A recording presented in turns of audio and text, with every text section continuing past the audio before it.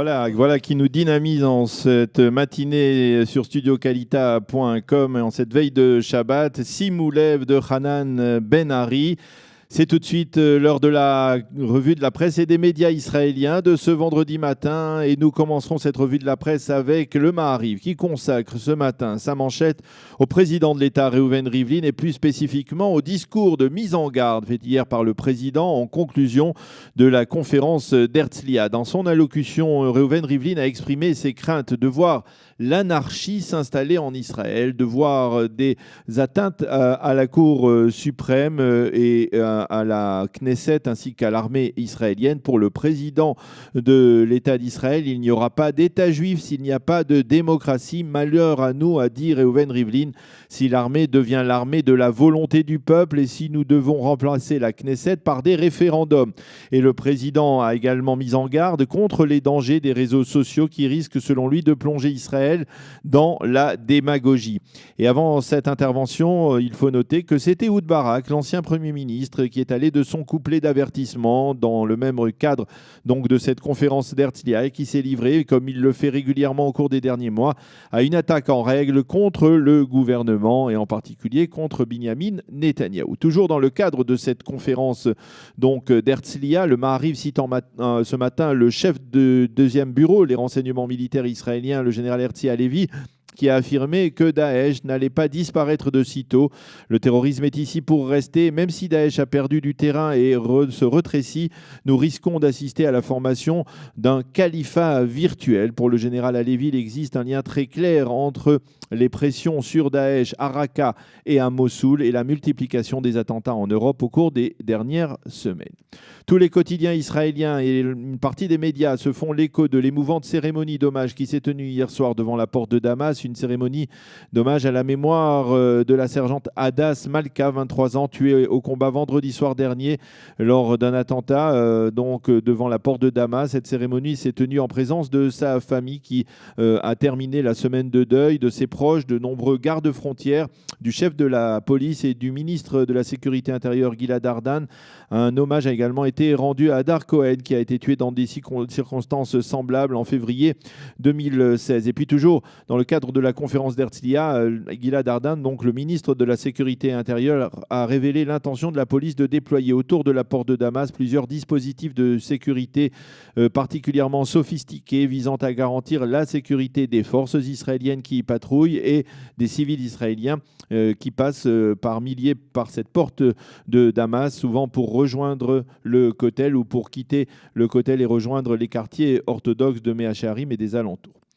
Le Israël Hayom revient sur la rencontre apparemment relativement orageuse de mercredi soir entre Jared Kushner et le raïs palestinien Mahmoud Abbas à Ramallah. Le journal croit savoir qu'Abbas aurait promis aux conseillers de Donald Trump de démanteler l'office d'aide aux détenus palestiniens qui verse chaque mois le salaire aux terroristes palestiniens et à leurs familles. Mais apparemment, et selon des sources palestiniennes, l'argent continuerait à arriver dans les comptes en banque de ces terroristes ou de leurs familles via des associations de bien-être palestiniennes.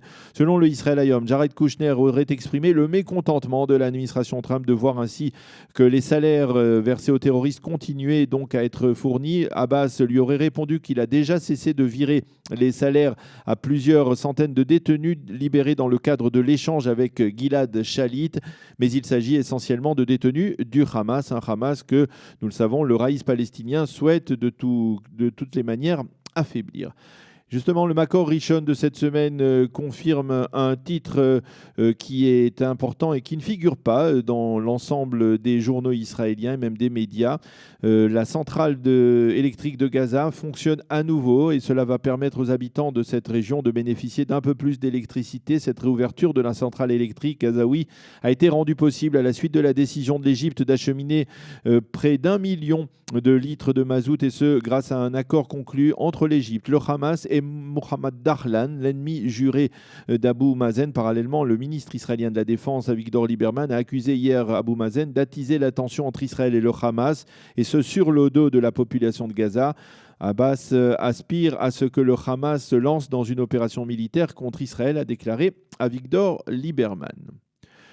Dans son supplément du Shabbat, le Yediot Aharonot cite Nahum Barnea qui explique que le plan visant à élargir la ville palestinienne de Kalkilia en lui rajoutant quelques 6000 unités de logement, c'est des unités de logement qui seraient construites sur la zone C sous contrôle israélien. Ce plan était en fait le résultat d'une demande de la Maison-Blanche qui a pressé Binyamin Netanyahou de faire un nouveau geste en direction des Palestiniens. C'est donc pour faire plaisir à Trump que ce plan a été annoncé avant même que Binyamin Netanyahou ne s'en rétracte, plus ou moins partiellement. Il accuse le commandant de l'administration civile et militaire, le général Yoav Mordechai, d'en être le responsable, une affaire dont nous avons déjà parlé dans le courant de cette semaine.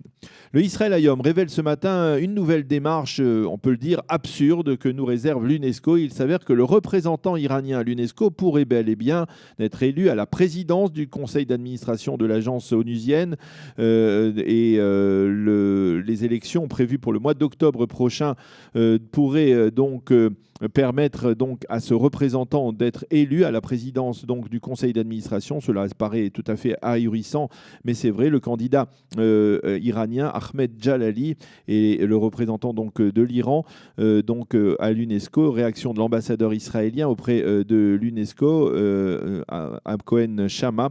J'ai appris qu'à l'UNESCO, même les décisions les plus absurdes pouvaient devenir réalité. Donc, une affaire à suivre puisque les élections n'interviendront qu'au mois d'octobre prochain. Le Makor Rishon affirme ce matin que le foyer juif et le Likoud se disputent sur la question de savoir qui a donné l'ordre de construire à Jérusalem quelques 7000 unités de logement. Le Likoud affirme bien sûr que c'est le Premier ministre qui en est l'initiateur, mais au foyer juif, on s'obstine à dire que c'est le résultat des pressions du chef de la formation Naftali Bennett sur Binyamin Netanyahou, qui a donc entraîné cette décision.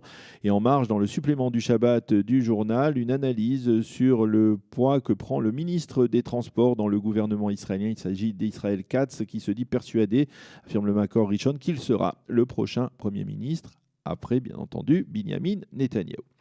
La seconde chaîne de télévision israélienne a révélé hier soir un projet de loi assez révolutionnaire qui consiste à augmenter le nombre de députés siégeant à la Knesset de 120, comme c'est le cas actuellement, jusqu'à 140. C'est le député orthodoxe Uri Maklev qui a initié ce projet de loi, un projet de loi qui bénéficiait d'un soutien important du puissant président de la coalition gouvernementale David Bitan. Pourquoi un tel changement ?